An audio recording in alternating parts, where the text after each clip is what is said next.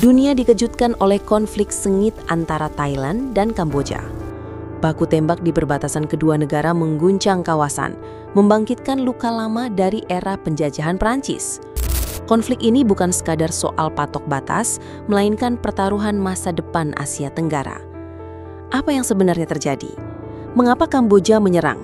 Dan bagaimana peran Indonesia di tengah krisis ini?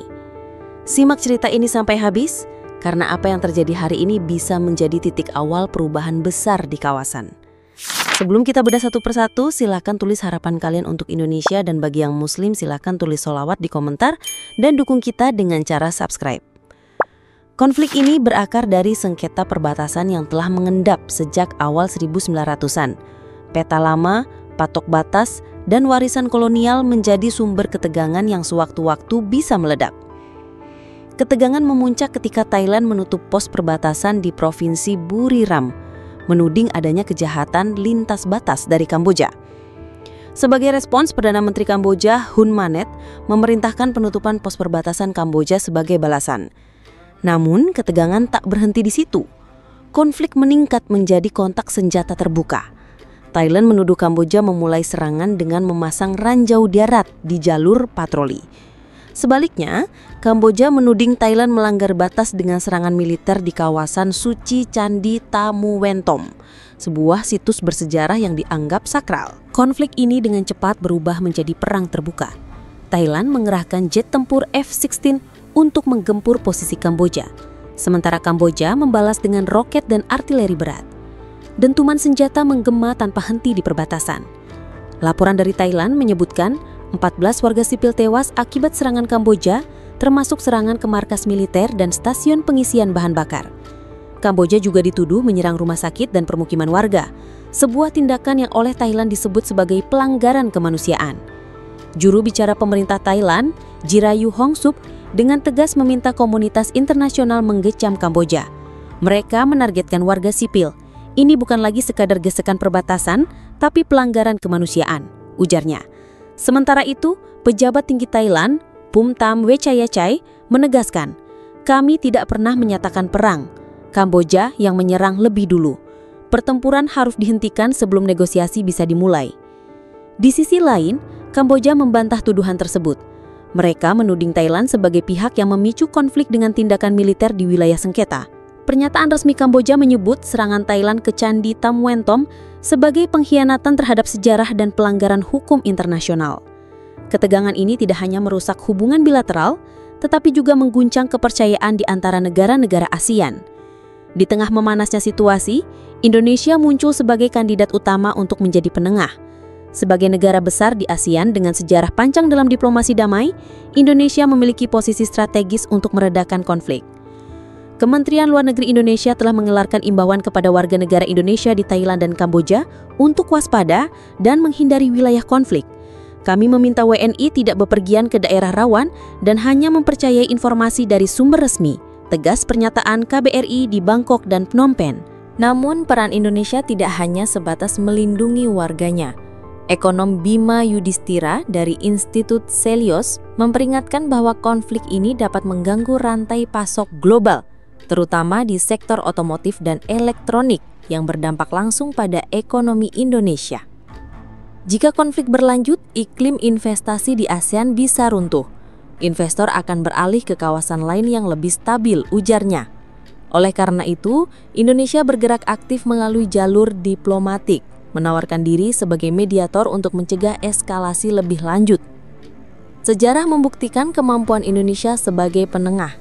Pada 2011, Indonesia berhasil memediasi konflik serupa antara Thailand dan Kamboja melalui diplomasi ulang-alik Menteri Luar Negeri Martina Talegawa. Kini, dengan pengalaman tersebut, Indonesia kembali diharapkan memainkan peran serupa untuk meredam ketegangan sebelum situasi menjadi tak terkendali. Konflik ini tidak lagi hanya soal Thailand dan Kamboja. Kekuatan besar seperti China dan Amerika Serikat mulai terlibat, bukan dengan senjata, tetapi melalui tekanan geopolitik. Juru bicara Kementerian Luar Negeri China, Gao Jiakun, menyatakan keprihatinan mendalam dan mendesak kedua negara untuk menyelesaikan konflik melalui dialog.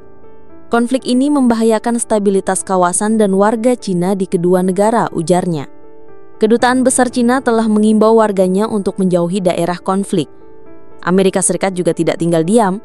Melalui juru bicara Kementerian Luar Negeri, Tommy Pijot, AS mendesak penghentian permusuhan segera dan perlindungan terhadap warga sipil. Kedutaan AS di Bangkok dan Phnom Penh meminta warga Amerika untuk mematuhi otoritas lokal dan menghindari daerah rawan. Sementara itu, Perserikatan Bangsa-Bangsa atau PBB bersiap menggelar pertemuan darurat setelah menerima permintaan resmi dari Hun Manet untuk menghentikan agresi Thailand terhadap kedaulatan Kamboja. Konflik ini bukan lagi sekedar sengketa perbatasan. Dengan keterlibatan kekuatan global dan ancaman terhadap stabilitas ekonomi ASEAN, situasi ini bisa menjadi titik balik bagi kawasan. Thailand dan Kamboja saling tuding, sementara korban terus berjatuhan dan ratusan ribu warga mengungsi. ASEAN, dengan Indonesia sebagai salah satu pilarnya, berada di ujian besar. Mampukah organisasi ini meredam kobaran api sebelum terlambat? Pertanyaan besar kini tertuju pada akhir dari konflik ini. Akankah diplomasi damai berhasil atau justru perang akan meluas? Indonesia, dengan pengalaman dan posisi strategisnya, memiliki peluang besar untuk menjadi penyelamat. Namun, waktu terus berjalan dan dunia menunggu langkah nyata. Apa pendapat kalian? Akankah ASEAN mampu menghentikan krisis ini?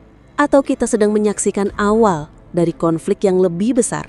Tulis pandangan kalian, karena cerita ini belum selesai dan babak berikutnya bisa jauh lebih mengejutkan. Dunia kini tengah menahan nafas. Dari balik layar media dan laporan diplomatik, aroma peperangan makin terasa pekat. Jerit tangis pengungsi, deru jet tempur yang melintas malam-malam tanpa bintang, dan retaknya kepercayaan antar negara kini menjelma sebagai lonceng peringatan bagi kita semua. Apa yang dulu dianggap sekedar sengketa kecil tentang patok dan peta, kini telah meledak menjadi pertumpahan darah yang bisa mengguncang stabilitas seluruh kawasan Asia Tenggara. Konflik antara Thailand dan Kamboja bukan hanya ujian bagi dua negara yang berseteru, tapi menjadi cermin rapuhnya persatuan ASEAN di tengah badai geopolitik global.